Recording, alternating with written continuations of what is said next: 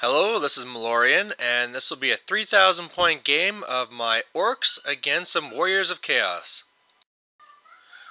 So this game was a long way coming. I was really looking forward to getting another fantasy game in, and so luckily there's some other guys looking for some games too. So anyway, I decided to make a little bit of a different list because, it's been a while and I also want to try out some things. So what I'm actually going to be doing today is running a double troll horde. You can fit it into 3,000 points. I got enough models for it. Unfortunately they're not painted, but yeah, we're going to try it out. So anyway, we got meeting engagement. And we got the full loadout of terrain, but I'll just tell you right now that nothing really mattered whatsoever as far as terrain. So just look at it, it's pretty.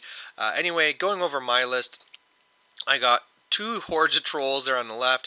I got a bunker of 20 shield orcs, and in there I got my orc shaman with scroll, and I got a black orc BSB that has the leadership banner.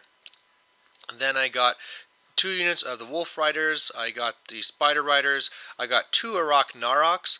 That left one is actually an orc riding a Stonehorn. That's something I'm getting ready for a tournament coming up here where you can take beasts from any army and take them as a mount. But anyway, looking at his... Oh, sorry, and my Savage Orc Biggins started off the board. Now, looking from his side, he has really just a whole bunch of Chaos Warriors and Knights and stuff. He's going to have a unit of 7 Knights on the left. He has a unit of... And they all have the mark of Khorne as well, so this will be really bloody.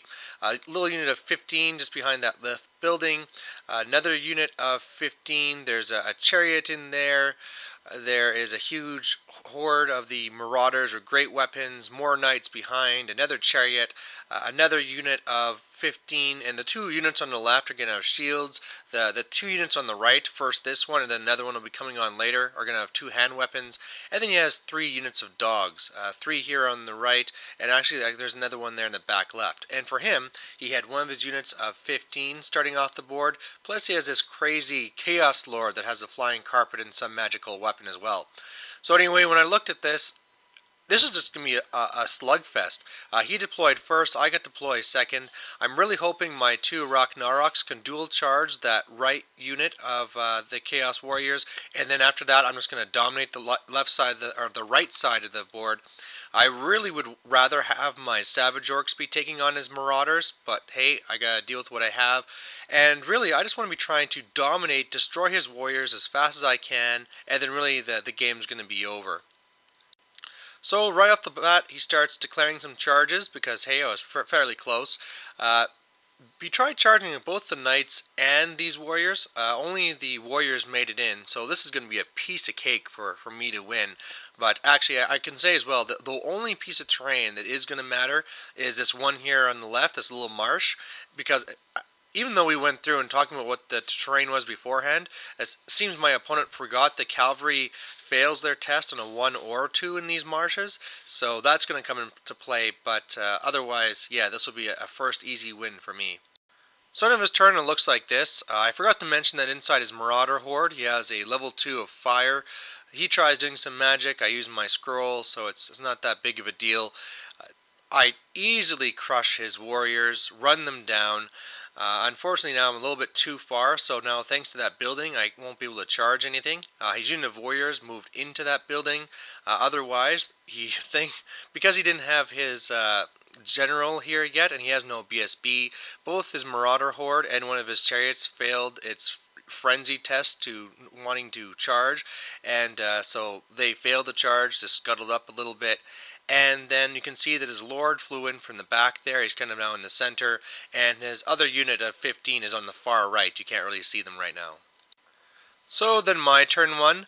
I tried charging with both the Arak Naroks into that one unit, but unfortunately they failed. Only the one got in, beat him up. He was steadfast, failed his steadfast, and then I ran him down. So that was kind of unfortunate for him, but great for me.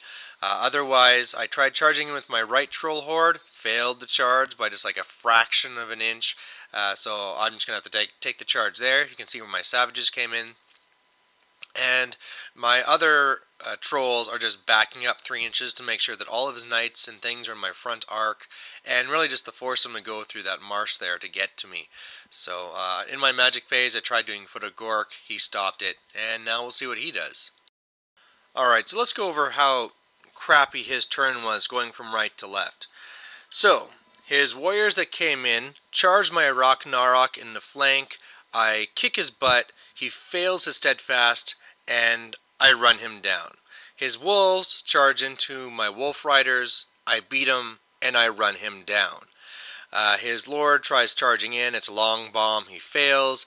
His one chariot and his marauders charge into my trolls, and I slaughter a ton of them. I lost some as well, but I mean it's pretty clear that after this he's going to be toast, as my next series of attacks are going to be taking off his attacks. He tried doing a huge combo charge into my left troll horde. Two of his knights tripped and died in the marsh there while doing it. And unfortunately, because of the way things lined up, he couldn't get his right knights in.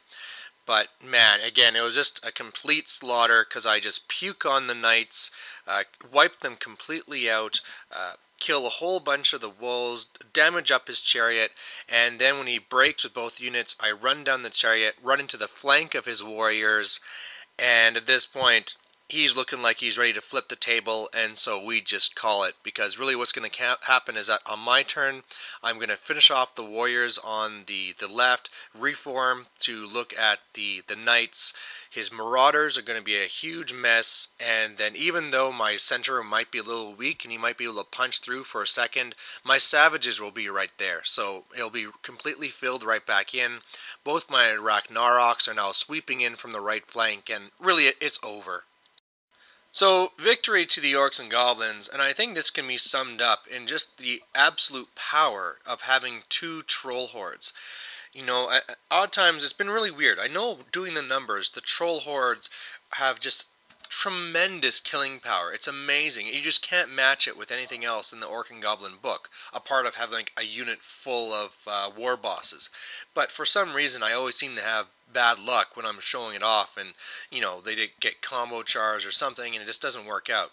This game, I think, really just showed how huge it was as they just swatted everything out of the way.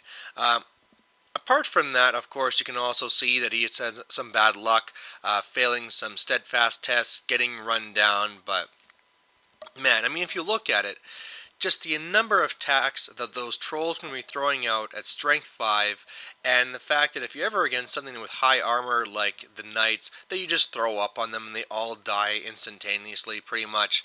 They are just so deadly. So the only good thing for most people is that usually you don't play 3,000 point games, but yeah, scary stuff. So it was a little bit short of a game, but thanks for watching. Bye.